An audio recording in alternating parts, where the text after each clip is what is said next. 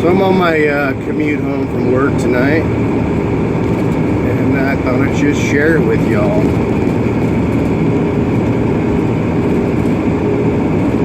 Chapter 5. Sometime later, Jesus went up to Jerusalem for one of the Jewish festivals. Now there is in Jerusalem near the sheep gate a pool, which in Aramaic is called Bethesda, and which is surrounded by 5 covered colonnades.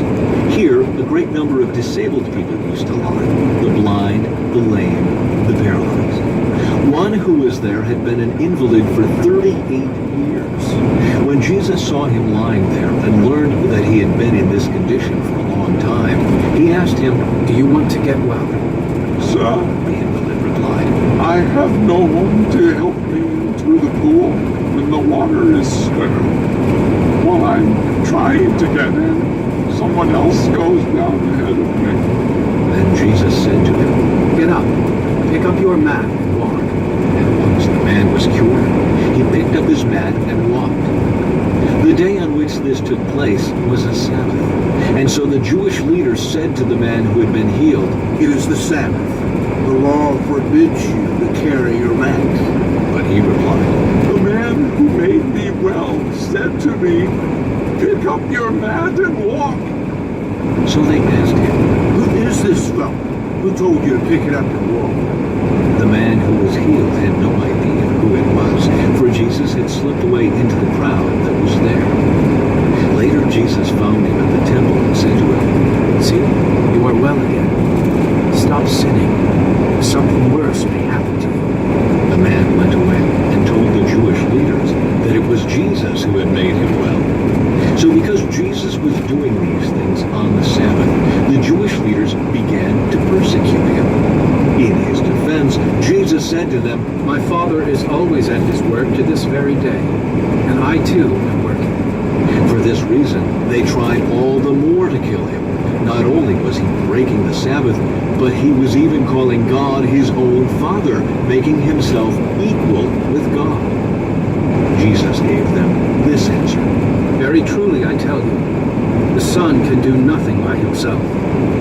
He can do only what he sees his Father doing, because whatever the Father does, the Son also does. For the Father loves the Son, and shows him all he does. Yes, and he will show him even greater works than these, so that you will be amazed. For just as the Father raises the dead and gives them life, even so the Son gives life to whom he is pleased to give it. Moreover, the Father judges no one, but has entrusted all judgment to the Son, that all may honor the Son just as they honor the Father. Whoever does not honor the Son does not honor the Father who sent him. Very truly I tell you, whoever hears my word and believes him who sent me has eternal life and will not be judged, but has crossed over from death to life. Very truly I tell you, a time is coming, and has now come, when the dead will hear the voice of the Son of God, and those who hear will live. For as the Father has life in himself, so he has granted the Son also to have life in himself. And he has given him authority to judge, because he is the Son of Man. Do not be amazed at this, for time is coming when all who are in their graves will hear his voice and come out.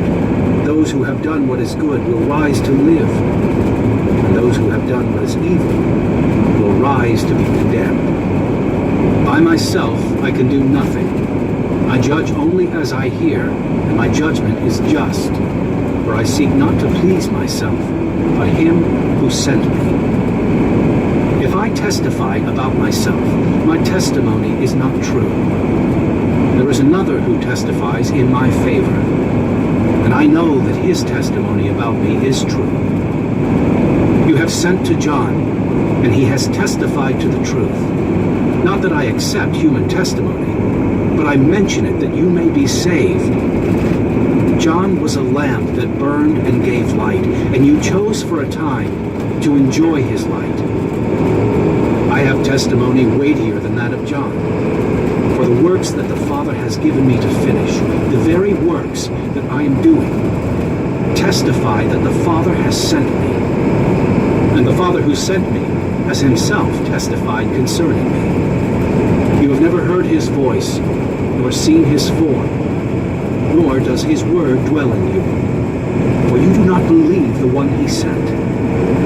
You study the scriptures diligently because you think that in them you have eternal life. These are the very scriptures that testify about me.